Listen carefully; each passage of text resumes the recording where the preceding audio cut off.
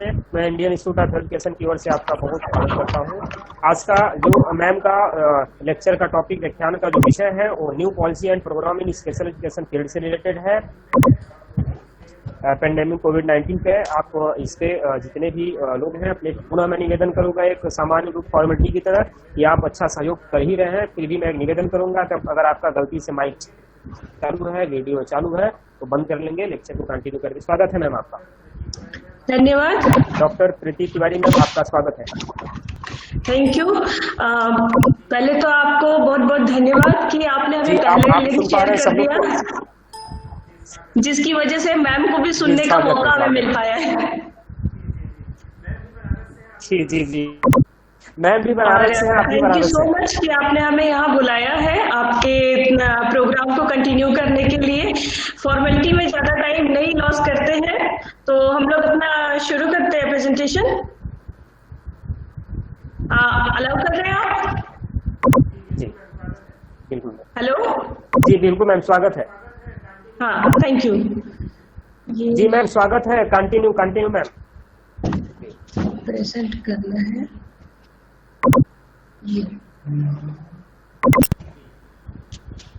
जी। जितने भी पार्टिसिपेंट्स हैं, निवेदन है अभी आप फोकस करिए लेक्चर पे, व्याख्यान पे। बाकी का लिंक जो भी है 27, 28, 29 का मैं पूरा सहयोग करूंगा। आप विश्वास रखिए हमारे पे कि मैं आपका पूरा सहयोग करूंगा। आपके लिए ही कार्यक्रम चल रहा है ये, ठीक है। अभी आप लेक्चर पे ध्यान दीजिए, ये समय दोबारा नहीं आएगा। अभी आप क्लियर हुई और भी आप प्रश्न करेंगे कि 28 का 27 का लेक्चर और लिंक के लिए, तो प्लीज अभी कंटिन्यू रहिए। हम आपकी हर किसी भी व्यक्ति की जो भी थोड़ी सी समस्या को मैं समझने का प्रयास करूंगा। जी मैम स्वागत है। Thank you. और आप सभी पार्टिसिपेंट्स का मोस्ट वेलकम कि जो हम लोगों को ये अपॉर्चुनिटी मिल रही है। हालांकि हम लोग कोविड-19 को लेके बहुत परेशान हैं और बहुत सारे ब्लेम्स भी कर रहे हैं, लेकिन इस कोविड-19 ने हम लोगों को एक बहुत ही अच्छा अपॉर्चुनिटी भी दिया हुआ है, जो हम जब चाहे जहां से चाहे वहां से लिंकअप हो सकते हैं। और इस लॉकडाउन की ड्यूरेशन में काफी कुछ हम लोगों को लर्निंग करने का मौका मिला है। सो ये बड़ी अच्छी अचीवमेंट रही है कोविड-19 लॉकडाउन में। प्रोग्राम हमारा जो टॉपिक है वो रिलेटेड है new policy and programs in special education field. So first of all, I would like to define the special education. What is the special education? William Havertz 2000 के according, special education is a profession with its own history, cultural practice, tools and research base focused on the learning needs of exceptional children and adults. It is an individually planned, specialized, intensive, goal-directed instructions.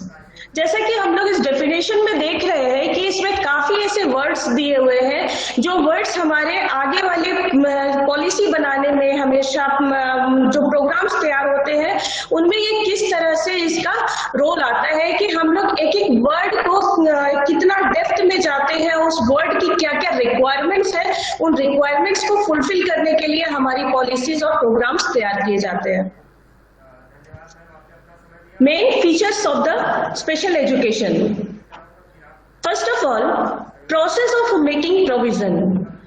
हम लोग जब भी definitions बनाते हैं, definitions में हमारे ये रहता है कि ये जो डिफाइन कर रहे हैं उससे रिलेटेड हमारे क्या प्रोसेस तैयार होंगे कि ये हमारा स्पेशल एजुकेशन किस तरह से कंडक्ट किया जाएगा in future. Meeting the special needs and requirement of exceptional children. Special education जो है स्पेशली डिजाइंड इसलिए अकॉर्डिंग किया जाता है ताकि हम हर एक बच्चे के अकॉर्डिंग जो नीड है उस नीड को सेटिस्फाइड कर सके और उसको पूरा करने के लिए जो भी प्रोसीजर हो सकता है वो प्रोसीजर फॉलो कर सके। Specific and specialized to provide a structured learning program as per the unique needs of the child. ये फीचर्स भी हमारा प्रीवियस फीचर्स से सब रिलेटेड है। ये कहता है कि हम लोग यहाँ पे इंडिविजुअली टेलर्ड प्रोग्राम प्रोग्राम्स को लेके चलते हैं कि जो हमारे एक एक बच्चे को, क्योंकि स्पेशल एजुकेशन में इन जनरल हम लोग क्लास में अगर पढ़ाते हैं तो वहाँ पे बहुत सारे स्टूडेंट्स होते हैं और हम लोग इत्मीनान से उन्हें एक टॉपिक उठाया और लेक्चर डिलीवर कर दिया। लेकिन जब हम लोग बात स्पेशल एजुकेशन के फील्ड में आते हैं, वहाँ पे स्पेशल बच्चों को पढ़ाना होता है, तो वहाँ हमें एक एक बच्चे की स्पेसिफिक नीड्स को एम्फेसाइज करना होता है, और जब वो एम्फेसाइज करते हैं तो वहाँ से हमें उसके स्टेप्स किस तरह से फॉलो करने हैं, उसके लिए क्या प्रोग्राम तैयार करना है, ये सारा कुछ हमें विजन क्लियर हो पाता है। इसीलिए इस स्पेशल एजुकेशन का एक फीचर इंडिविजुअली टेलर्ड भी कहा जाता है।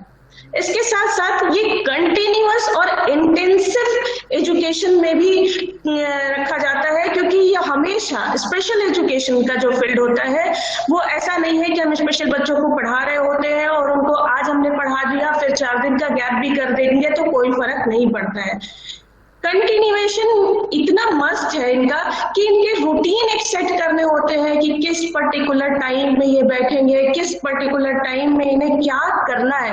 अगर वो रूटीन भी इवन चेंज हो जाता है तो हमें काफी डिफिकल्टी फेस करनी पड़ती है कि बच्चा हमारा उस सिचुएशन में कोऑपरेट हमको नहीं कर रहा है। कोऑपरेट नहीं कर रहा है, उसके पीछे का कारण ये है कि आपने उसका रूटीन किसी न किसी तरीके से डिस्टर्ब कर दिया है। इंटेंसिव यानी कि बहुत ही डेप्थ में जाना है। हम लोग नॉर्मल रूटीन में कोई भी काम बड़ी आसानी से कर लेते हैं कि हाँ चलो ये कर लिया, ब्रश कर लिया।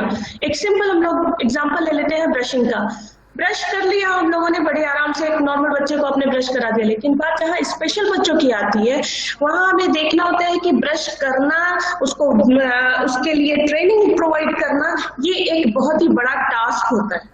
और वहाँ उसको किन किन छोटे छोटे स्टेप्स में डिवाइड करना है, किस तरीके से उसको हमें इम्प्लीमेंट करना है, ये काफी मस्ट होता है ताकि हमारा जो टास्क है वो गोल डायरेक्टेड हो सके और हम अपने टास्क को अचीव कर सके। Research oriented and experimental in a character.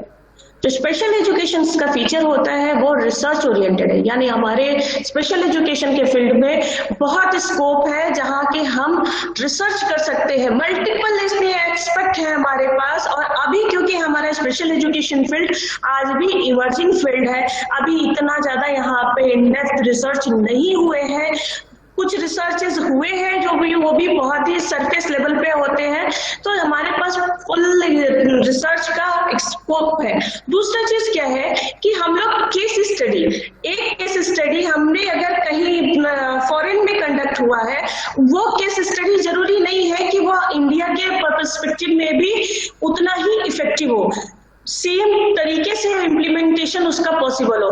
लेकिन वहां अगर हम कोई केस स्टडी देखते हैं कि सर्टेन इश्यूज पे केस स्टडी हुई है, उस केस स्टडी को हम लोग स्टडी करने के बाद उसमें मॉडिफिकेशन कर सकते हैं अपने इंडियन पर्सपेक्टिव में। इंडिया अगर बात करें तो इंडिया अपने आप में सिंपल एक सिर्फ कंट्री नहीं है, इंडिया अपने आप में मल्टीपल कंट्रीज है। अगर देखा जाए तो दूसरे तरीके से सोचा जाए तो साउथ में आप जाइए, उधर का कल्चर कंप्लीटली डिफरेंट है, नॉर्थ ईस्ट में कंप्लीटली डिफरेंट है। हम लोग इधर जो है, हम लोगों का नॉर्दर्न ईस्ट में बेल्ट है, बिल्कुल अलग कंडीशन है हम लोगों का। यूपी, बिहार, झारखंड, ये सब का कल्चर काफी हद तक सिमिलर है, लेकिन फिर भी हर स्टेट टू स्टेट जो है कल्चर सब में वेरी करता है। तो जरूरी नहीं है कि जो कल्चर हमारा झारखंड में एप्लीकेबल होता है वो यूपी में भी एप्लीकेबल हो और वो बिहार में भी एप्लीकेबल हो।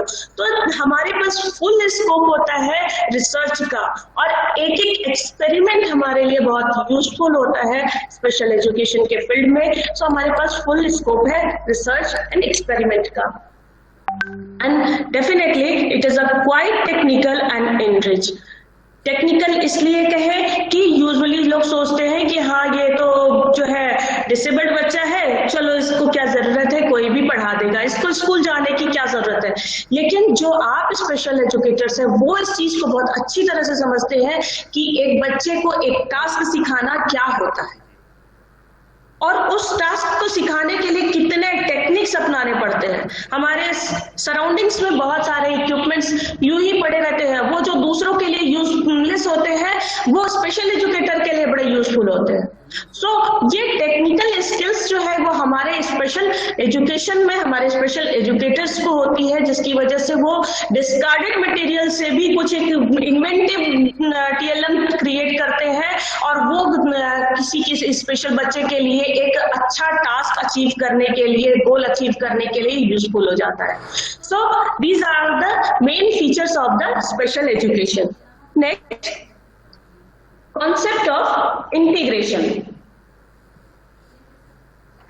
फर्स्ट ऑफ ऑल हम देखें तो हम लोगों का जो सिचुएशन होता था इंडियन या वर्ल्ड में हो, क्या था? फर्स्ट पहले होता था कि बिल्कुल हमारे जो चिल्ड्रन विथ डिसेबिलिटीज होते थे ये बिल्कुल सेग्रेगेटेड होते थे, उनको कम्युनिटी में, उनको अपनी फैमिली में भी कोई जगह नहीं मिलती थी। हेलो, उनको कोई जगह नहीं मिलती थी। उसके बाद हमारा जो है सेग्रीगेशन के बाद हमारा एक नया फेज आया जहां पे हम इन्हें ये हमारे मूवमेंट्स चले, बहुत सारे अकाउंटेबिलिटी हुई, पेरेंट्स मूवमेंट्स और एनजीओज वगैरह ने बहुत स्टेप्स लिया और जाके फिर हमारा इनको किसी तरह से मेन स्ट्रीम में जोड़ने की कोशिश की जाने लगी। जब वो कोशिश की जाने लगी तो सेग्रीगेशन से हम आए इंटीग्रेशन में। इंटीग्रेशन की अगर हम बात करें तो वहां पे हम लोग देखते हैं कि इंटीग्रेशन एक तरह का सिस्टम है जहां पे कि हम एक बच्चे को रखते हैं और ये सोचते हैं child doesn't respond and can't learn. हमारा बच्चा इंटीग्रेटेड सिस्टम में हम लोगों का पूरा थॉट इस तरह से होता है कि एक बच्चा है जो कि रिस्पॉन्स नहीं करता है, ये सीख नहीं पाता है, इस बच्चे की कुछ स्पेशल नीड्स है और इसको कुछ स्पेशल इक्विपमेंट्स की जरूरत है, ये नहीं कांट गेट टू स्कूल नहीं जा सकता है, ये बच्चा is a different from of others, जो दूसरे बच्चे हैं उनमें से ये बिल्कुल डिफरेंट है और इसकी स्पेशल टीचर्स ही इसको पढ़ा सकता है। इस तरह के कॉन्सेप्ट से लेके हम लोग चलते थे in the integrated education system. इसके बाद जो हमारा सिस्टम आया वो आया है इंक्लूजन का। सो इंक्लूजन का कॉन्सेप्ट कहता है a child in inclusive education. पूरा पर्सपेक्टिव यहाँ पे जस्ट रिवर्स हो जाता है जब हम इंक्लूसिव एजुकेशन की बात करते हैं। वहां पे हम एक बच्चे को देखते हैं एक टीचर का एटीट्यूड, बच्चा क्या कर पाता है, नहीं बच्चा यही देखना हमारा रिस्पॉन्सिबिलिटी होता है कि बच्चा क्या नहीं कर पाता है, ये हम देखते थे इंटीग्रेटेड एजुकेशन में। लेकिन जब हम इंक्लूसिव एजुकेशन की बात करते हैं तो वहां पे हम देखते हैं कि टीचर का एटीट्यूड क्या है बच्चे के लिए, एक डिसेबल उसको किस तरह से वेलकम कर रहा है, उसके लिए उसकी थिंकिंग किस तरह से है, किस तरह से उसके साथ वो बिहेव कर रहा है। हम साथ साथ ये असेस करते हैं कि बच्चा अगर कोई अचीवमेंट नहीं कर रहा है तो उसके पीछे का रीजन क्या है। देखिए कुछ लोगों का माइक शायद ऑन रह गया है। बाबू शैलवाला जी आप अपना माइक ऑफ कीजिए। शैलवाला जी आप अपना माइक ऑफ कीजिए।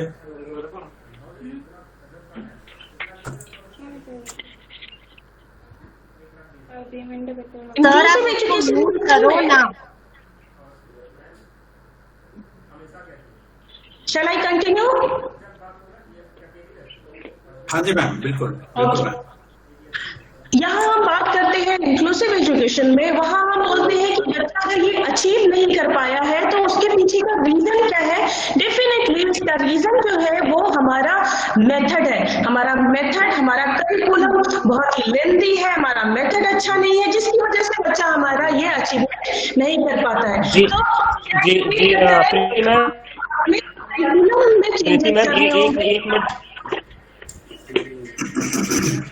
हेलो मैम, एक मिनट बोलना चाहूंगा। आपका आवाज थोड़ा सा ज्यादा, मैम ये फोन करिए, आवाज थोड़ा सा लाउड हो रहा है ज्यादा, मतलब नीरज सर। जी जी कपिल सर, ये शैलवाला एक है वो अनम्यूट हो चुकी है, उनको जरा सा म्यूट कीजिए आप वहां से। वहाँ इसकी वजह से वॉइस की बड़ी म्यूट प्रॉब्लम आ रही है। जी जी। और कोई है सर? Thank you. और कोई किसी का नहीं माइक सर। निवेदन है कि अब जिसका आप और वीडियो हम हैं बस। माइक चालू हो प्लीज बंद कर लें। जी जी, हम भी ऑफ कर लेते हैं। जी ma'am, continue ma'am, thank you, please. Preeti ma'am continue हो सकते हैं? हाँ जी, ठीक है। जी, अब अच्छा आ रहा है ma'am.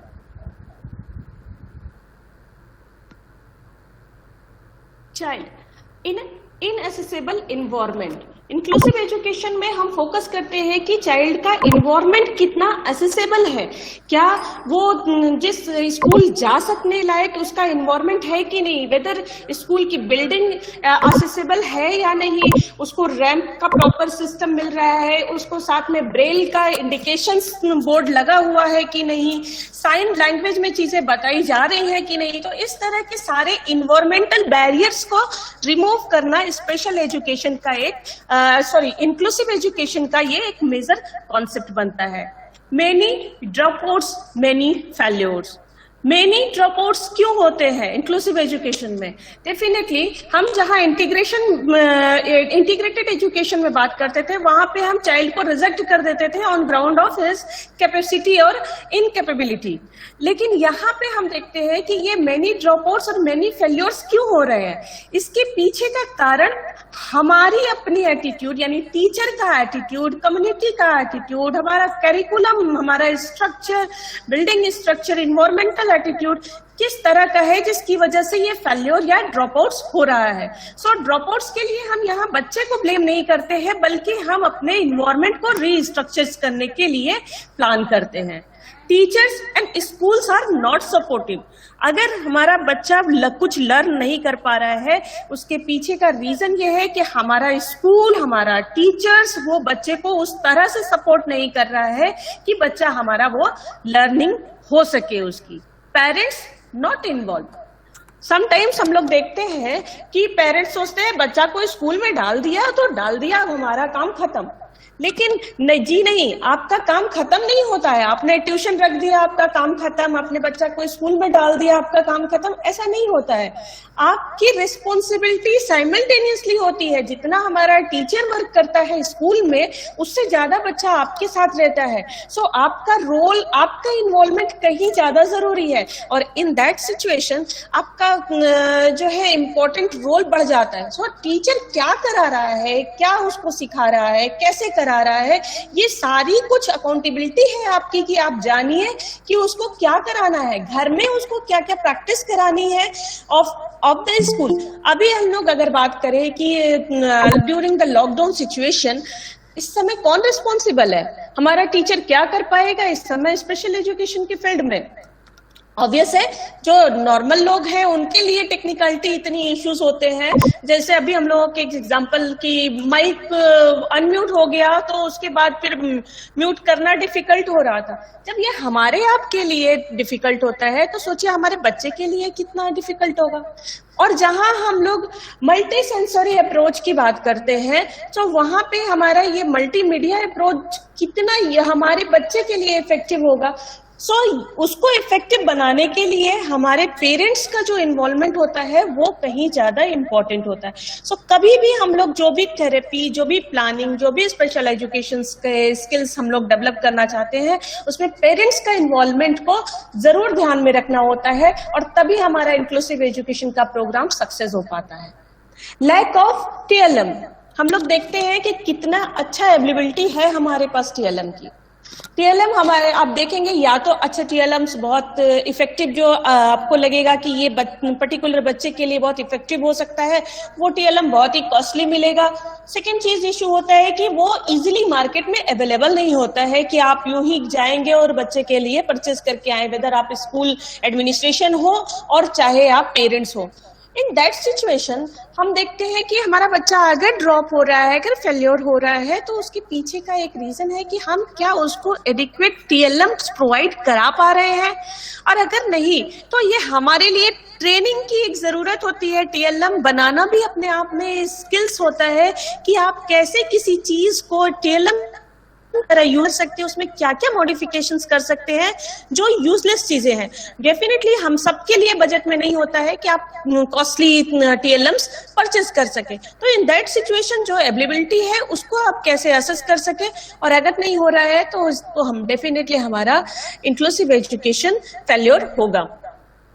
Poor quality of training, बात अगर हम लोगों की आती है कि ट्रेनिंग, तो ट्रेन्ड टीचर हमारे पास कितने हैं इंक्लूसिव एजुकेशन को सक्सेस बनाने के लिए, ये एक बहुत ही बड़ा इशू है जो अभी हम लोगों के न्यू एजुकेशन पॉलिसी में भी इस बात को काफी डिस्कशन किया गया है, और इस पॉलिसी को भी बनाया जा रहा है कि जो बच्चे हैं उनकी जो रिक्वायरमेंट है उसको किस तरह से फुलफिल किया जाए, उसके लिए टीचर्स ट्रेनिंग कितनी जरूरी है, इस पे काफी फोकस किया गया है। सो हमारा इंक्लूसिव एजुकेशन को सक्सेस बनाने के लिए रिस्पॉन्सिबिलिटी बनती है कि हमको क्वालिटी ऑफ ट्रेनिंग जो है इनहेंस करना पड़ेगा वो सिस्टम को।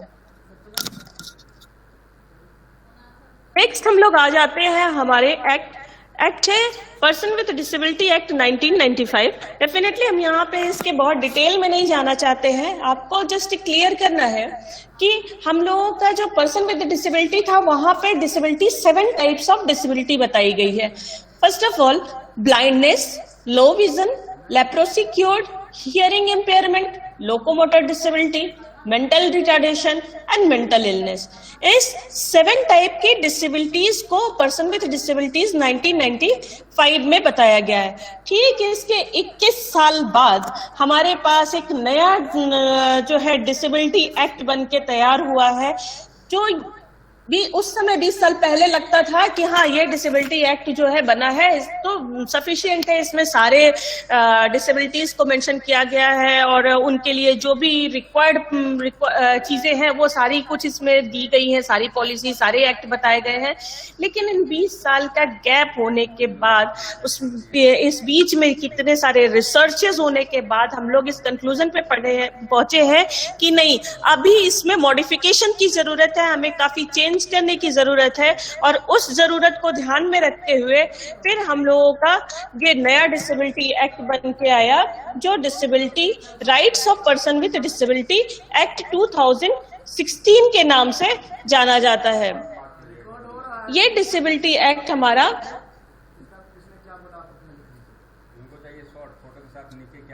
यहाँ पे 21 टाइप्स के डिसेबिलिटी बताए गए हैं, जो कि डेफिनेटली आज ही आप लोगों का रिफ्रेश हो चुका है, चंदन जी ने बता दिया है। तो इन दैट सिचुएशन हम आपका इसमें बहुत टाइम नहीं लेंगे।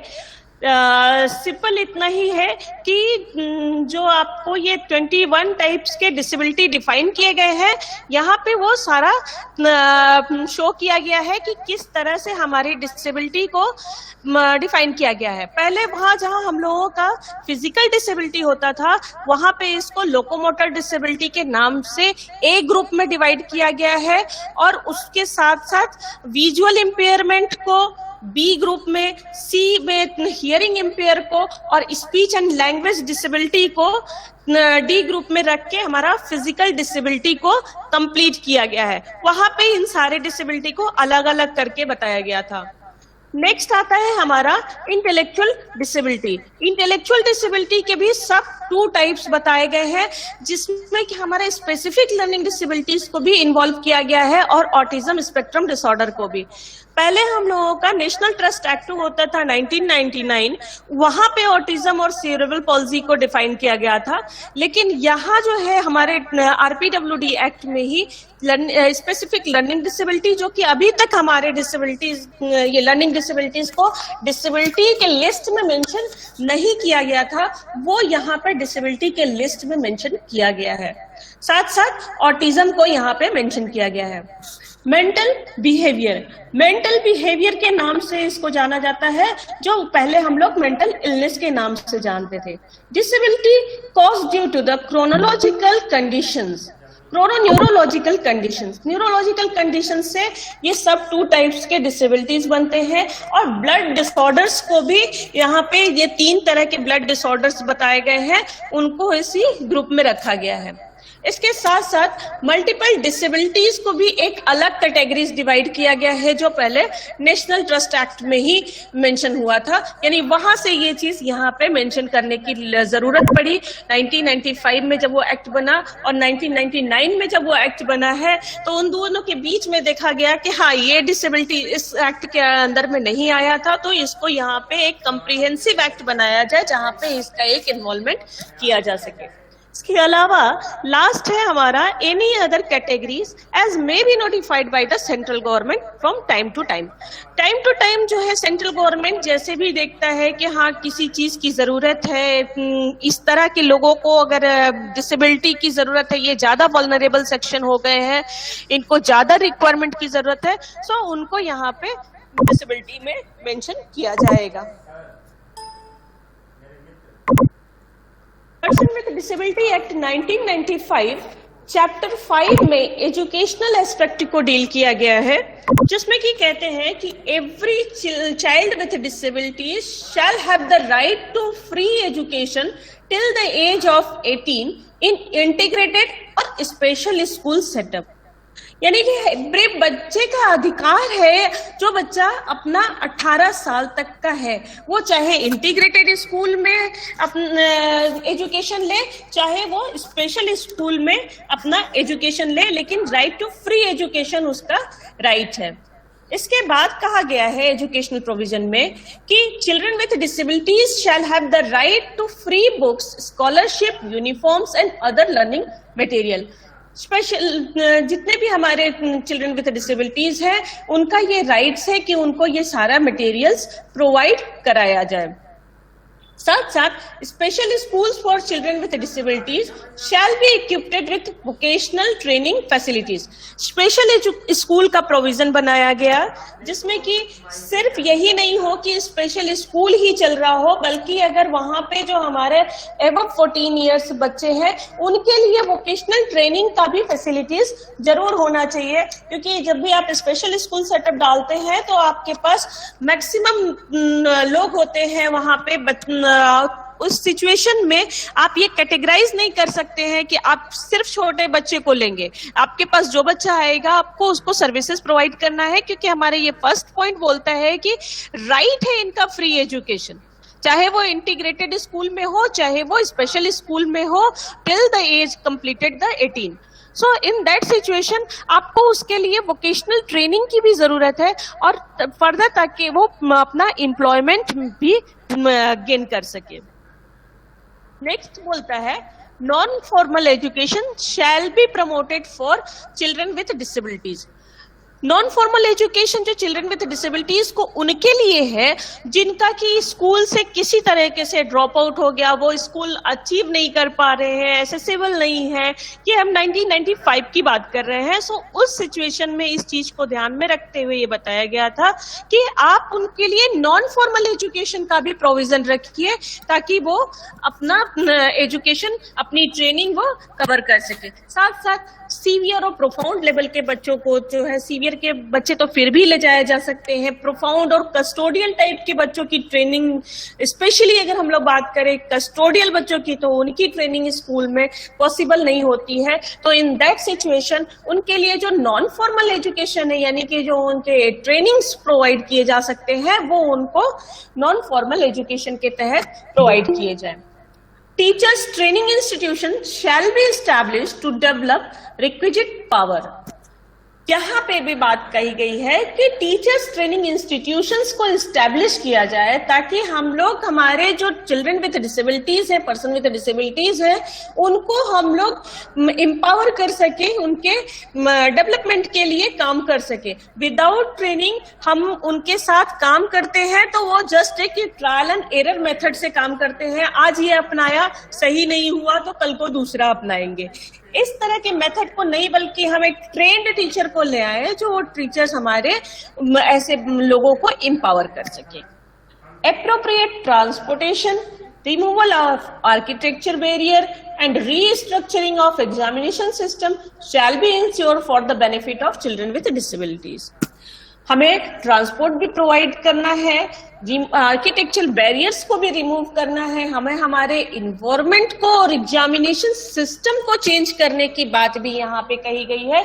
एग्जामिनेशन सिस्टम यानी कि जो उनके लिए लिबरल टाइम हो सकता है, उनके लिए स्विवर हो सकता है, वो सारी चीजें उन्हें प्रोवाइड की जाए जिसकी वजह से वो उनको बेनिफिट हो सके, वो भी एजुकेशन गेन कर सके और अल्टीमेटली एक एजुकेशन गेन करने के बाद फिर उनका फर्दर फ्यूचर प्रोस्पेक्ट अच्छा हो सके। नेक्स्ट हमारा बोलता है rights of person with disabilities act 2016। Act defines inclusive education as a system of education wherein student with and without disabilities learn together and a system of teaching and learning is suitably adopted to meet the learning needs of different types of students with disabilities। हम लोग जहां RPWD में ये बात कर रहे थे integrated and special education की, अब यहाँ पे आरपीडब्ल्यूडी एक्ट हमारा कहता है कि इंटीग्रेटेड और स्पेशल स्कूल से थोड़ा सा आप और आगे बढ़िए, थोड़ा और सोचिए और यहाँ आ जाइए आप इंक्लूसिव एजुकेशन में। यहाँ हमारे इंक्लूसिव एजुकेशन के सिस्टम्स को किस तरह से इन्हांस करना है कि ताकि उनके जो बच्चे हैं, हमारे डिफरेंट टाइप ऑफ स्टूडेंट्स हैं डिसेबिलिटीज के, उनकी लर्निंग नीड्स को फुलफिल किया जा सके और जो करेक्टिव मेजर्स हो सकते हैं उस तरह के सिस्टम्स को डेवलप किया जा सके। आरपीडब्ल्यूडी 2016 चैप्टर 3 में एजुकेशनल प्रोविजंस को डिस्क्राइब किया गया है, जिसमें कि first of all duty of educational institutions को डिफाइन किया गया है और यहाँ पे ये कहते हैं कि without discrimination provide inclusive education and opportunities for sports and recreational activities to children with disabilities and reasonable accommodation according to their requirement। यहाँ हमें फिर इंक्लूसिव एजुकेशन पे एक एम्फेसाइज किया गया है कि हम इंक्लूसिव एजुकेशन का मतलब क्या होता है कि हर एक बच्चे का राइट है कि वो दूसरे सेम अदर बच्चे के साथ में भी उसको प्लेसमेंट मिले, उसको सारी उसकी रिक्वायरमेंट वैसे ही पूरी हो सके जैसे कि एक दूसरे बच्चे की होती है।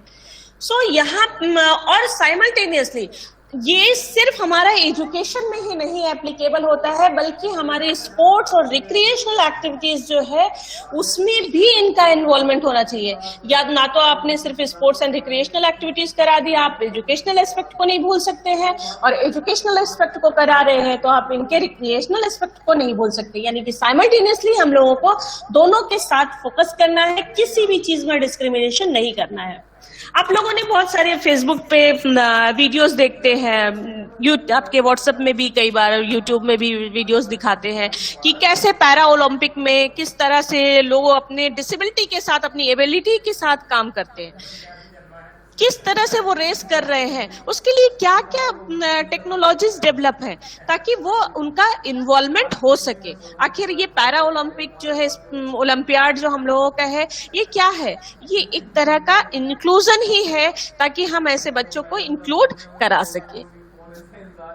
Make building campus and various facilities accessible and individualized support to maximize academic and social development, including blind, deaf और both। यहाँ बोलते हैं कि हमें हमारा बिल्डिंग, अपना कैंपस और अपनी फैसिलिटीज इस तरह से तैयार करनी है जो हमारे इंडिविजुअल को असेसेबल हो सके, उनको सपोर्ट कर सके, उनको एकेडमिक जो उनकी रिक्वायरमेंट है, उनके सोशल डेवलपमेंट के लिए जो भी जरूरी है वो सारा कुछ फुलफिल हो सके, चाहे वो ब्लाइंड हो, चाहे वो डीफ हो, चाहे वो डे ब्लाइंड भी हो तो भी। क्यों? क्योंकि हमें यहाँ पे क्या करना है, इस प्रोविजंस को सेट करने के लिए हमारे पास एसेसेबल लर्निंग मटेरियल होने चाहिए। हमारे लर्निंग मटेरियल ब्रेल में होने चाहिए या फिर लार्ज प्रिंटेड आइटम्स होने चाहिए, ताकि वो अगर लो विजन का हमारे पास पर्सन है वो उसको देख सके इजीली। ब्रेल का रहेगा तो हमारा ब्लाइंड पर्सन देख पाएगा, स्पेसिफिकली डिजाइंड रहेगा, उसमें किसी तरह की टेक्नोलॉजिकल इश्यूज नहीं होंगे, तो वो हमारे अदर स्पेसिफिक डिसेबिलिटीज के लिए यूजफुल हो जाएगा। सो हमारा ये रिस्पॉन्सिबिलिटी बनता है ड्यूटी इंस्टीट्यूशंस का, एजुकेशनल इंस्टीट्यूशंस का, कि हमें हमारी बिल्डिंग्स को और हमारे मटेरियल्स को, टीचिंग मटेरियल्स हो, उन सबको इस तरह से एसेसिबल बनाना है ताकि वो इनके लिए, इनके डेवलपमेंट के लिए यूजफुल हो सके। Detect specific learning disabilities in children at the earliest and take suitable pedagogical and other measures to overcome them. Specific learning disability को डिटेक्ट करना, लर्निंग डिसेबिलिटी डेफिनेटली हम लोगों ने जैसे एम्फेसाइज किया है कि आरपीडब्ल्यूडी में आरपीडब्ल्यूडी 2016 में स्पेसिफिक लर्निंग डिसेबिलिटीज को इंटेलेक्चुअल डिसेबिलिटीज के साथ में एक सब टाइप में डाला गया है। ये लर्निंग डिसेबिलिटीज को डिटेक्ट करना ही अपने आप में एक काफी बड़ा अचीवमेंट होता है।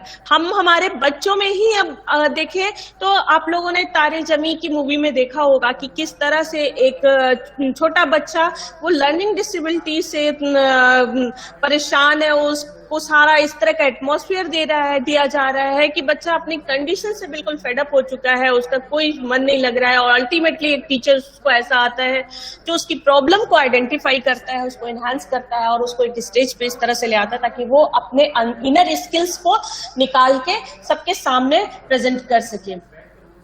सो ये एक बहुत बड़ी रोल एंड रिस्पॉन्सिबिलिटी हमारे एजुकेशनल इंस्टीट्यूशंस की वहां पे, ताकि हम लोग अपने टीचर्स को इस तरह से ट्रेंड करें कि हमारा specific learning disability, learning disabilities में भी different kind of specific disabilities होती हैं, उन डिसेबिलिटीज को हम रिकॉग्नाइज कर सके ताकि उनके लिए जो भी सुटेबल पेडागोजीज हो सके, करेक्टिव मेजर्स हो सके, वो अप्लाई किया जा सके, और ये उनका एक राइट है। Monitor participation, progress in terms of attainment levels and completion of education in respect of every students with disabilities. हमारे एजुकेशनल इंस्टीट्यूशंस की ये भी एक रिस्पॉन्सिबिलिटी बनती है, ड्यूटी बनती है कि वो मॉनिटर कर सके कि क्या हमारे स्कूल में पार्टिसिपेशन है प्रॉपरली, हमारे स्पेशल बच्चों का उनका प्रोग्रेस हो रहा है तो किस तरह से हो रहा है, वो कितना लेवल तक अटेन कर पा रहे हैं, अपना कितना डेवलपमेंट हो रहा है उनका एजुकेशनल टास्क को, या फिर हमारे रिक्रिएशनल और स्पोर्ट्स एक्टिविटीज में उनका पार्टिसिपेशन किस तरह का है, उसमें उनका क्या प्रोग्रेस हो रहा है, और उनके रिस्पेक्ट को, उनकी डिग्निटीज को मेंटेन किया जा सके। इसके साथ साथ एजुकेशनल इंस्टीट्यूशंस की रिस्पॉन्सिबिलिटी बनती है कि वो फैसिलिटीज ट्रांसपोर्ट की भी प्रोवाइड करे चिल्ड्रन विद डिसेबिलिटीज को, and also they are attendant of having high support needs. ये हमारे जो उनके अटेंडेंट है, सिर्फ ये नहीं कि हाँ हमने पर्सन विद डिसेबिलिटीज को, चिल्ड्रन विद डिसेबिलिटीज को दे दिया ट्रांसपोर्टेशन, नहीं, हमारे डेफिनेटली ऐसा होता है कि person with disabilities, children with disabilities को एक अटेंडेंट की जरूरत होती है, चाहे वो उसका पेरेंट्स हो, उसके साथ क्या कोई हो, आसपास में जो भी हो, वो उसको भी सुविधा आपको देना पड़ेगा ट्रांसपोर्ट की, क्योंकि अगर वही उसके साथ नहीं रहेगा तो आखिर उसको बाहर में आफ्टर इंस्टीट्यूशन कौन उसको असेस करेगा। तो आउट ऑफ इंस्टीट्यूशन उसके असेस करने के लिए उसके लिए जरूरी है कि आप उसे भी फैसिलिटी प्रोवाइड करें ताकि वो भी इजीली अपने बच्चे को ले आने में बर्डन फील ना करे। Specific measures to promote and facilitate inclusive education under the RPWD Act. RPWD Act अभी हम लोगों को ड्यूटीज बता रहे थे कि हमारे एजुकेशनल इंस्टीट्यूशंस की ड्यूटीज क्या है। इसके साथ साथ ये बताते हैं कि हमें क्या मेजर्स अप्लाई करना पड़ेगा ताकि हम अपना इंक्लूसिव एजुकेशन के प्रोग्राम्स को प्रॉपरली हैंडल कर सके। उसके लिए इन्होंने बताया है कि conduct survey of school going children in every 5 years to identify children with disabilities, ascertain their special needs and the extent to which these are being met. अब इनका रोल क्या है? एवरी 5 years में, यानी 2016 में हमारा बना हुआ है आपके RPWD एक्ट, वहां से अभी तक में 5 साल में 2 हमारे कंडक्ट हो जाने चाहिए सर्वे कि कितने बच्चे जो चिल्ड्रन विद डिसेबिलिटीज है वो स्कूल जा चुके हैं, जा रहे हैं, और उनका स्पेशल नीड्स क्या क्या है, और उनका स्पेशल नीड्स जो है वो रिक्वायरमेंट किस तरह से और किस क्या क्या फुलफिल की गई हैं और क्या क्या फुलफिल करनी रह गई हैं। इसके साथ साथ establish teachers training institution to train and employ teachers including teachers with disabilities who are qualified in sign language and braille and trained in teaching children with intellectual disability to support inclusive education at all levels of school।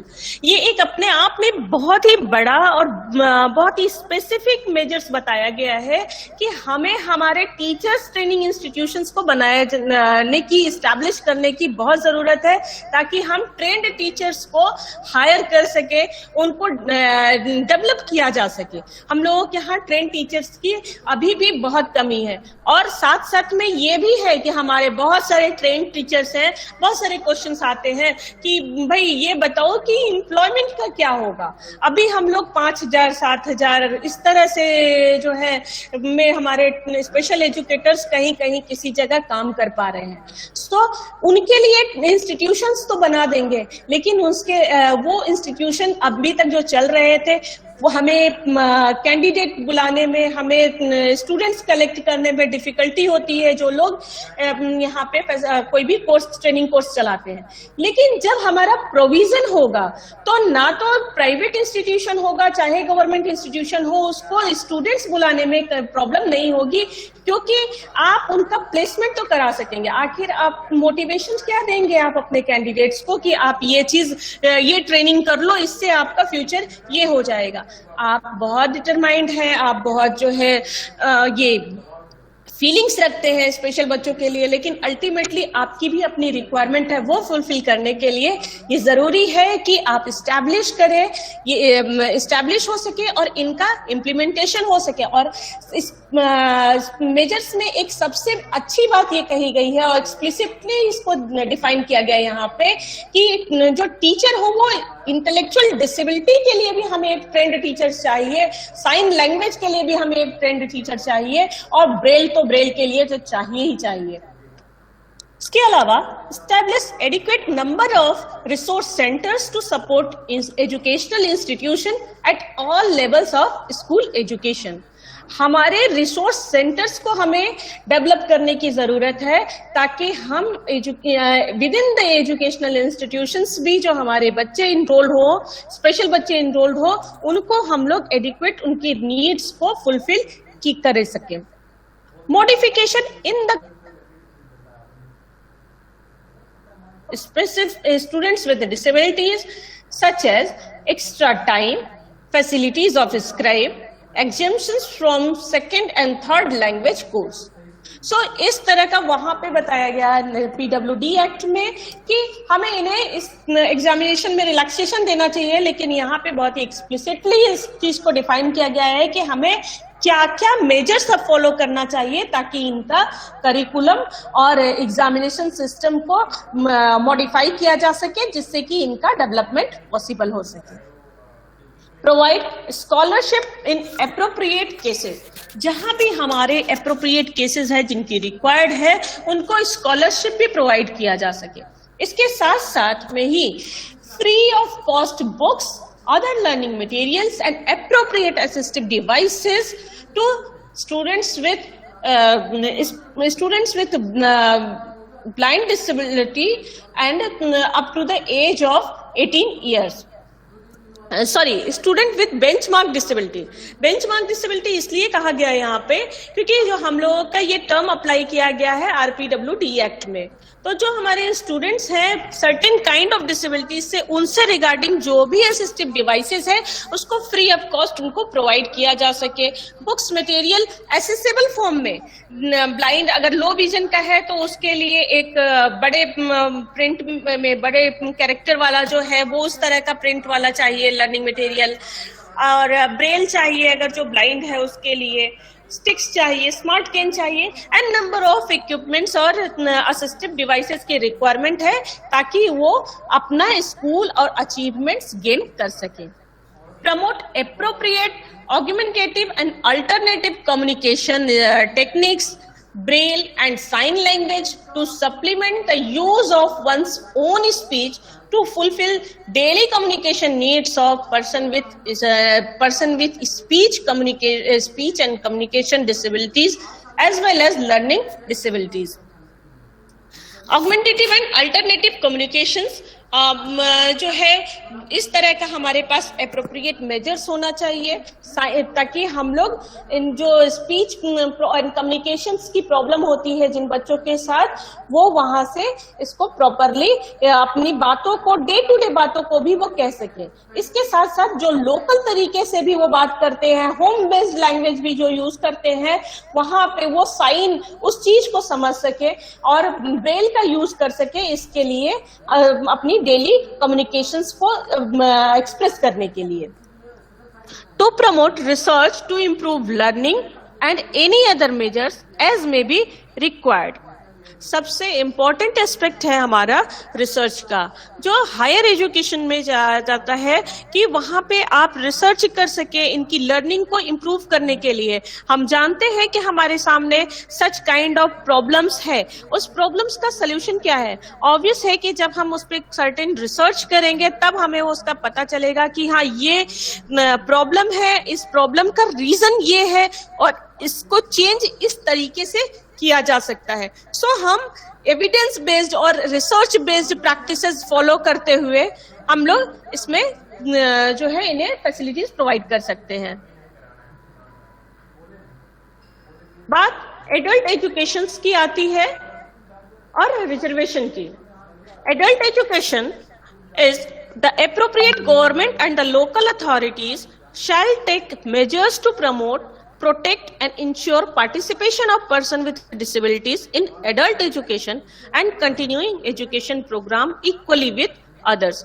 जो हमारे children with disabilities हैं उनको तो सारे measures applicable है ही, लेकिन हमारे यहाँ पे भी बोला जाता है कि हम नॉन फॉर्मल एजुकेशन के थ्रू, एडल्ट एजुकेशन के through children with person with disabilities को इक्वली एम्पावर कर सकते हैं जिस तरह से हम दूसरे लोगों को कर पाते हैं। रिजर्वेशन की बात आरपीडब्ल्यूडी एक्ट में कहा गया है। हाँ, अभी तक हम लोगों का पीडब्ल्यूडी एक्ट में 3.3% का रिजर्वेशन होता था और यहाँ पे 4% का रिजर्वेशन डाला गया है in the employment, but in the that reservation in educational sector is 5% in higher educational institution, that is mentioned in the RPWD Act। Fundamental principles of National Education Policy 2020। National education policy 2020 पे हम लोग अगर discussion करने बैठे तो अभी भी हम लोगों को 1 दिन, 2 दिन, 4 दिन कम पड़ जाएगा, लेकिन फिर भी काफी हद तक हमने इस चीज को मिनिमाइज करके आपके सामने प्रेजेंट करने की कोशिश की है। स्पेशली वो एस्पेक्ट लिया है जो हमारा फोकस करता है स्पेशल एजुकेशन के फील्ड से, और स्पेशल एजुकेशन के फील्ड में भी रिस्ट्रिक्टेड एरिया तक में ही इसमें बात कही गई है। सो हमारे जो फंडामेंटल प्रिंसिपल्स हैं, 22 प्रिंसिपल्स हैं नेशनल एजुकेशन पॉलिसीज में, जिसमें से कि यहाँ पे कुछ ही हाईलाइट्स किए गए हैं। पहला है recognizing, identifying and fostering the unique capabilities of each student। यहाँ हम लोगों को अगर देखा जाए तो रिकॉग्निशन, आइडेंटिफिकेशन की बात की जा रही है कि हम अपने एक एक बच्चे को, हर बच्चा यहाँ हमारे लिए जरूरी है। यहाँ हम ये डिस्क्रिमिनेशन नहीं करते, यहाँ एक्सप्लिसिटली नहीं लिखा हुआ है कि जो है ये आपका person with disability, child with disability, नहीं, ईच चाइल्ड का मतलब होता है कि आप जो है हमारा स्पेशल बच्चे को भी आप डिस्क्रिमिनेट नहीं करेंगे, आपको उनको भी असेस करना है, उन्हें भी रिकॉग्नाइज करना है, उनकी कैपेबिलिटीज को रिकॉग्नाइज करना है, ना कि उनकी डिसेबिलिटीज को रिकॉग्नाइज करना है। साथ साथ the highest priority to achieve foundational literacy and numeracy by all students by grade 3। जैसा कि आप देख रहे हैं कि ग्रेड 3 यानी कि एज आपको यहाँ पे नियरली अप्रोक्सीमेटली आप असेस कर सकते हैं कि हमारा इनका जो लिटरेसी है और न्यूमरेसी स्किल्स है सारे बच्चों का हमें डेवलप करना है ग्रेड 3 तक। इसमें हमें ये आइडेंटिफाई नहीं करना है कि यहाँ पे हमारा किस तरह का डिसेबिलिटी होगा और क्या डिसेबिलिटी वाले बच्चे होंगे या नहीं होंगे, नहीं क्या करना है। और ये हाईवे पे रखा गया है। स्कूल में आप लोग कई सारे वीडियोस बन के इधर उधर सोशल मीडिया पे वायरल होते हैं, उसमें आता है 5th क्लास में बच्चा पढ़ रहा है और उसको आप देखते हैं तो कंटिन्यूएशन में काउंटिंग भी नहीं आती है, टेबल तो आप छोड़ ही दीजिए कि टेबल तो वो जानेगा ही कुछ।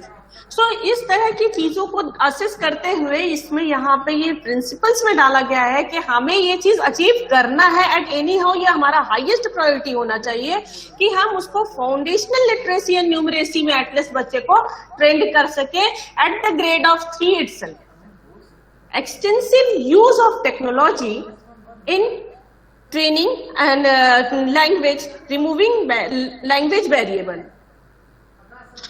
increasing access for Divyang students and educational planning and management। यहाँ पे हमें एक्सक्लूसिवली ये एक्सप्लिसिटली दिखाया गया है, ये मेंशन किया गया है दिव्यांग स्टूडेंट्स को, जो अपने आप में इस बात को इंडिकेट कर रहा है कि हमें हमारी ट्रेनिंग लैंग्वेज स्किल्स को इस तरह से ट्रेनिंग एंड लर्निंग जो बैरियर्स है उसको रिमूव करने के लिए हमें एजुकेशनल प्लानिंग और मैनेजमेंट करना पड़ेगा। और जो भी टेक्नोलॉजीज हैं जो हमारे रिक्वायर्ड हो सकती है इनकी लर्निंग को इनहांस करने के लिए, वो सारे टेक्नोलॉजीज को डेवलप करने की अपॉर्चुनिटी है। नेक्स्ट है respect for diversity and respect for local context in all curriculum, pedagogy and policy, always keeping in the mind that education is concurrent subject. So education हमारा कंकरेंट सब्जेक्ट में आता है। सो इसका मतलब ये है कि एजुकेशन रिस्पॉन्सिबिलिटी है सेंट्रल गवर्नमेंट की और स्टेट गवर्नमेंट की भी एज वेल एज। सो ऐसी सिचुएशन में क्या होता है कि हम सिर्फ रिस्पॉन्सिबिलिटी ही नहीं करते हैं बल्कि हमारी रिक्वायरमेंट को भी असेस करते हैं। यार ऐसा नहीं कि यूनिफॉर्मली आप जो है सेंट्रल गवर्नमेंट ने जो भी कर दिया वो सब कुछ कर दिया, नहीं, हमारा स्टेट में क्या चल रहा है और हमारे स्टेट में भी आप डिफरेंट रीजन में जाएंगे तो उस स्टेट के रीजन में क्या जरूरी है, लोकल चीजों को बहुत ही एम्फेसाइज किया गया है ताकि हम डाइवर्सिटी को उनके रिस्पेक्ट कर सके और लोकल जो उनकी चीजें हैं उस चीजों को भी हम लोग हाईलाइट कर सके। साथ है full equity and inclusion as the cornerstone of all educational decision to ensure that all students are able to thrive in the education system। Equity की बात कही गई है साथ साथ इंक्लूजन के। इंक्लूजन और इक्विटी, इंक्लूजन में हमने जहाँ पे बात कही कि इंक्लूजन वो होता है जो हमारा एक राइट्स है कि हमारा स्पेशल बच्चा भी हमारा जो है वो दूसरा बच्चा जो नॉर्मल बच्चे के साथ में उसको सब कुछ अवेलेबल होना चाहिए, वो हर चीज में पार्टिसिपेट कर सकना चाहिए। लेकिन इक्विटी एक अपने आप में ब्रॉडर कॉन्सेप्ट है और जो डिमांड ऑफ द फ्यूचर है, अभी हालांकि डिमांड नहीं हो रहा है लेकिन फ्यूचर में डिमांड होगा कि इंक्लूजन हमारा बहुत इफेक्टिव नहीं हो रहा है और हमें फ्यूचर में डिमांड है कि हमारे बच्चे को यहाँ से नहीं यहाँ से शुरुआत करने की जरूरत है। उसके लिए ये सर्टेन जो है मटेरियल प्रोवाइड करना है, ये सर्टेन असिस्टिव डिवाइसेस प्रोवाइड करना है, ये मेजर्स अपनाना है जिसकी वजह से वो अचीव कर सके।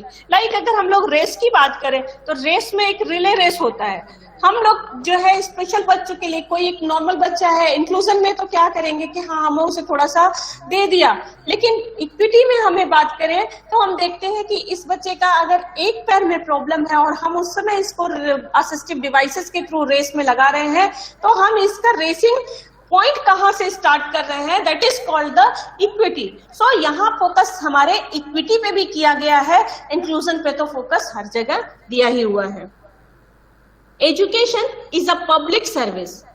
Access to the quality education must be considered a basic rights of every child. यहाँ पे भी एक्सप्लिसिटली डिसेबल्ड या दिव्यांग नाम नहीं दिया हुआ है, लेकिन ये साथ साथ बोला गया है कि education is a public service. यानी कि ये गवर्नमेंट की रिस्पॉन्सिबिलिटी है कि ये क्वालिटी एजुकेशन प्रोवाइड करे, ताकि हमारे बच्चे का राइट्स, उसका जो बेसिक राइट्स है एजुकेशन, राइट्स ऑफ एजुकेशन 2009 के तहत में आप देखते हैं कि एजुकेशन फॉर ऑल, ये अपने आप में इंडिकेशन है कि उस चीज को अचीव करने के लिए आपको यहाँ पे एम्फेसाइज किया गया है कि ये पब्लिक डोमेन में आता है, यानी रिस्पॉन्सिबिलिटी ऑफ द गवर्नमेंट है कि हमारे बच्चे की पूरी रिक्वायरमेंट, वो एजुकेशनल रिक्वायरमेंट फुलफिल करे। Parts of the school education, part 1 में डिवाइड ये मेंशन किया गया है स्कूल एजुकेशन के लिए। एक मिनट ब्रेक लेंगे।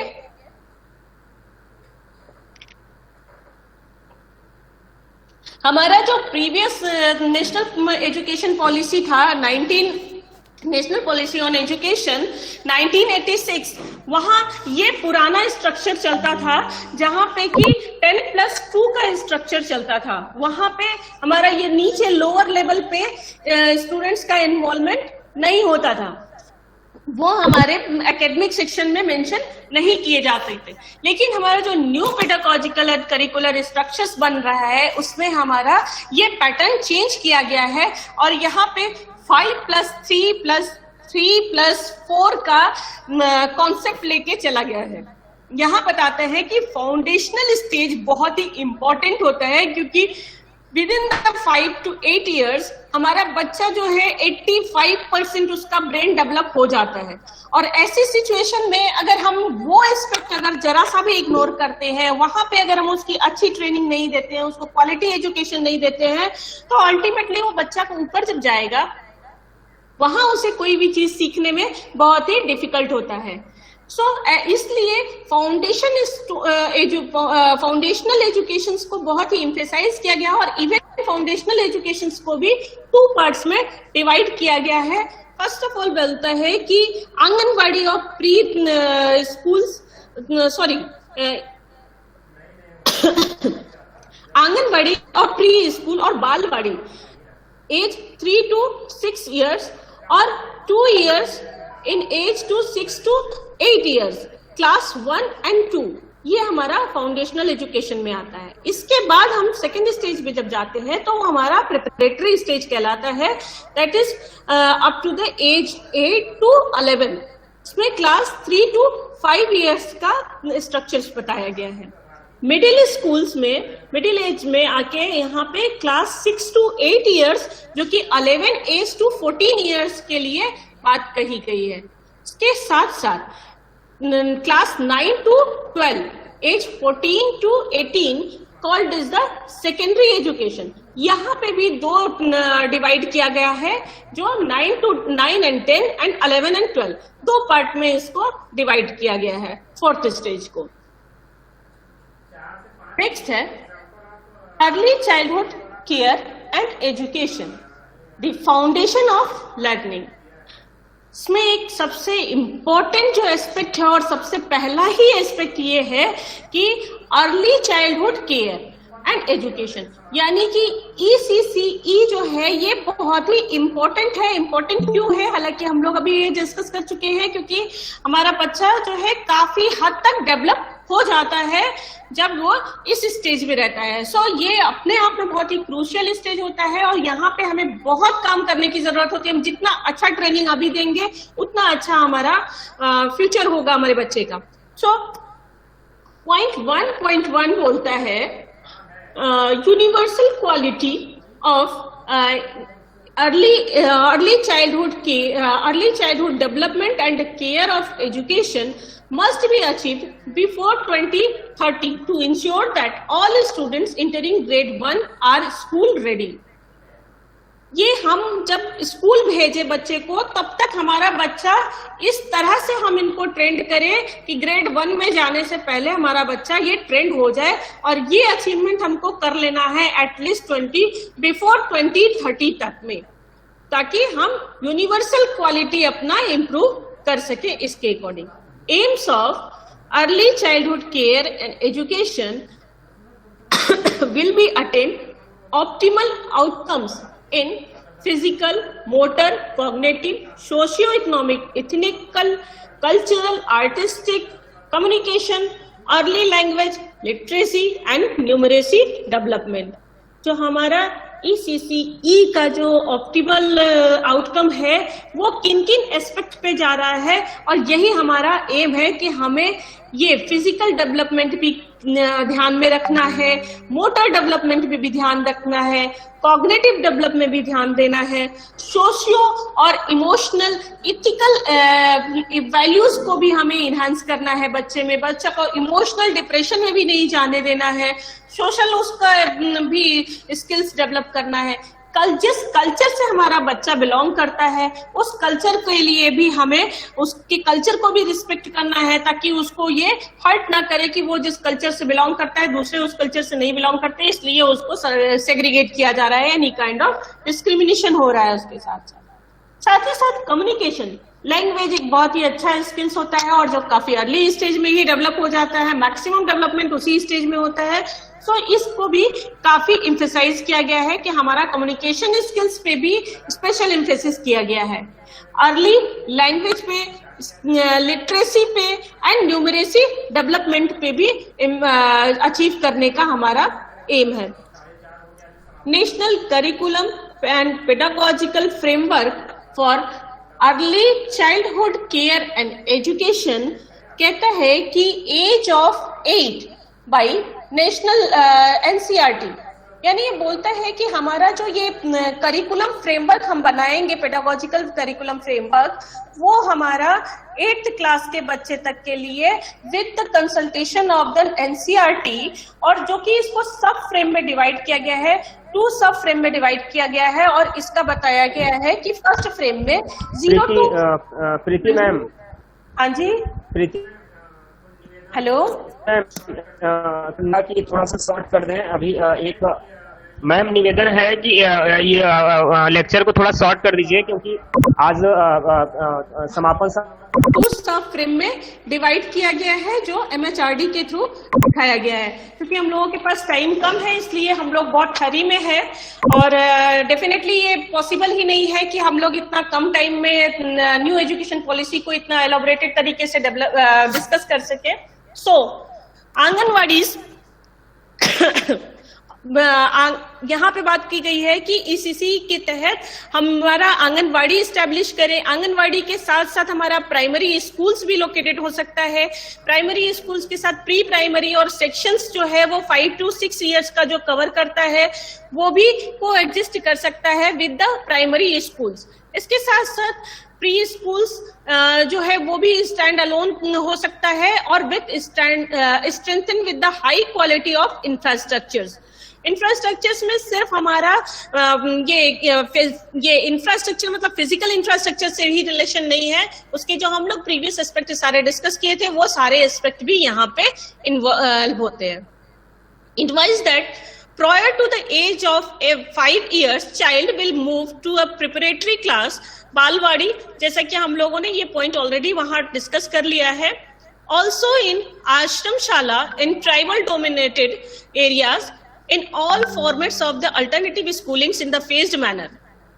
यहाँ जो है ट्राइबल डोमिनेटेड एरिया में आश्रमशालास वगैरह चलते हैं जो हमारे स्पेशली ट्राइब्स होते हैं उनके लिए। सो उनके लिए भी अल्टरनेटिव स्कूलिंग्स का बात कही गई है। जो मेन फोकस है हम लोगों का वो हम लोगों का आता है यहाँ पे जहाँ एक्सप्लिसिटली बात करी गई है स्पेशल एजुकेशन की, इंक्लूसिव एजुकेशन की। वो बोलता है equitable and inclusive education that is learning for all. यहाँ बताते हैं कि हमें पॉलिसी बनाना है स्पेशल एजुकेशनल जो सोशियो इकोनॉमिकली डिसएडवांटेज्ड ग्रुप के लिए categorised based on the gender identity. उसमें हमारे जेंडर आइडेंटिटी में फीमेल एंड ट्रांसजेंडर इंडिविजुअल्स भी आते हैं। सोशियो कल्चरल आइडेंटिटीज में SC, STs, OBCs and minorities भी आते हैं।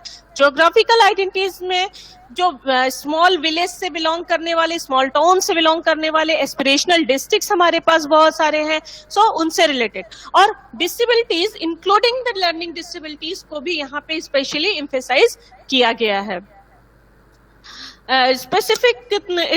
स्पेशल एजुकेशनल कंडीशंस में यहाँ पे बताया गया है migrant communities, low income household, children in the vulnerable situation, victims of the children of victims of traffic, orphanage, including child beggars in urban areas and the urban poor areas. इन सब के लिए भी inclusive education and equitable education का policies पे focus किया गया है। साथ साथ 6.2.5 में ये बोला गया है, recognise the importance of creating enabling mechanism for providing children with special needs and divyang the same opportunity of obtaining quality education as any others. Special education zone as per the geographical location, जैसा कि हम लोगों ने previously देखा है कि geographical locations के हिसाब से भी हमारे स्पेशल डिसएडवांटेज ग्रुप होते हैं, उनके लिए एक स्पेशल एजुकेशन जोन तैयार करने की बात कही गई है। Gender inclusion fund and inclusion fund के लिए भी बात कहा गया है, जिसमें स्पेशली एम्फसाइज किया गया है जेंडर और फीमेल के लिए। कहा जा रहा है यहाँ पे बार बार कि हर हमारा जो सोशियो इकोनॉमिकली डिसएडवांटेज ग्रुप है, उस ग्रुप में भी जो स्पेशली फोकस किया जाए वो गर्ल्स है। गर्ल्स बहुत ज्यादा ड्रॉप आउट होते हैं, सो उनके इंक्लूजन की बात करी जा रही है कि वो लोग इंक्लूड हो सके। साथ साथ ensuring the inclusion and equal participation of children with disabilities in early childhood care and education and schooling system will also be accorded the highest priority from the foundational stage to higher education to prepare NCF National Curriculum Framework with the NCERT NCERT will ensure to help the consultation with the expert bodies such as NIs of Department of Person with Disabilities. ये responsibility है national curriculum framework तैयार करने की NCERT को और with the consultation of the experts and analyse bodies को। Establishment of resource centres 6.11 में describe किया गया है कि हमें जो है रिसोर्स सेंटर्स एस्टैब्लिश करना है for children with severe and multiple disabilities for their integration in the school and school complexes. Requirement of special educators with cross disability training. यहाँ हम लोग देखेंगे, हम स्पेशल एजुकेटर्स के लिए बहुत ही इंपॉर्टेंट एस्पेक्ट है कि रिक्रूटमेंट की बात कही गई है न्यू एजुकेशन पॉलिसी में कि स्पेशल एजुकेशन का एजुकेटर्स का रिक्रूटमेंट होना चाहिए जो क्रॉस डिसेबिलिटी और साथ साथ उनकी क्रॉस डिसेबिलिटी की ट्रेनिंग भी रिक्वायर्ड है। सो हमारे सामने अभी बहुत अपॉर्चुनिटी है, हम लोग इसके बारे में सोच सकते हैं। Barrier free access for all children with disabilities will be enabled as per the rule of Rights of Person with Disability Act. हमें जितने भी बैरियर्स हैं, हमारे RPWD ने जितना सब कुछ बताया है हमें बैरियर फ्री इन्वायरमेंट के लिए, वो सारा कुछ हमें प्रोविजंस एप्लीकेबल यहाँ पे करना है। Schools and school complexes will work to and be supported for providing accommodation and support mechanism tailored to suit needs of the children with disabilities and to ensure their full participation and inclusion in the classroom. उनके classroom में inclusion करने के लिए institutions को supportive accommodations and measures follow करने हैं। Assistive devices and appropriate technology based tool as well as adequate and language appropriate TLMs will be made to help children with disabilities integrate more easily into classroom and engage with teachers and their peers in all schools activities including arts, sports and vocational education. साथ साथ NIs will develop high quality modules to teach Indian language and to teach other basic subjects using Indian Sign Language. Adequate attention will be paid to the safety and security of children with disabilities. यहाँ पे Indian Sign Language को और appropriate language development के लिए TLMs को develop करने की भी बात कही गई है हमारे education policy में। 6.12 कहता है home based education will continue to be the choice available for children with severe and profound disabilities who are unable to go to the school. Those who are not able to go to school, for their home based education must be there. 6.13 कहता है teachers must be helped to identify such a learning disabilities early and plan specifically for their mitigation. हमें बच्चे की learning disabilities को देखना है और उससे मिटिगेट करने के लिए जो भी स्पेसिफिक मेजर्स है उसके लिए प्लानिंग करनी है. Assessment and certification agencies, including the proposed new National Assessment Center, that is PARAG, will formulate guidelines and recommend appropriate tools for conducting such assessment from the foundational stage to higher education, including for entrance examination, in order to ensure equitable access and opportunities for all students with learning disabilities. 6.14 कहता है the awareness and knowledge of the how to teach students with learning disabilities will be an integral part of all teacher education programs. Also with the gender sensitization and sensitization towards all underrepresented group in order to reserve their underrepresentations. हमें awareness create करने की जरूरत है, साथ साथ specific learning disabilities के लिए जो हमारा टीचर एजुकेशन प्रोग्राम जो जनरल टीचर एजुकेशन प्रोग्राम चला जा रहा है वहां पे भी हमारे टीचर्स को ट्रेंड होने की जरूरत है कि वो लर्निंग डिसेबिलिटीज को रिकॉग्नाइज कर सके और उसे मिटिगेट करने की कोशिश कर सके. Thank you so much to be proud to teach amazing kind of childrens. Thank you. Sir 2 शब्द कहना चाहूंगा. कपिल सर.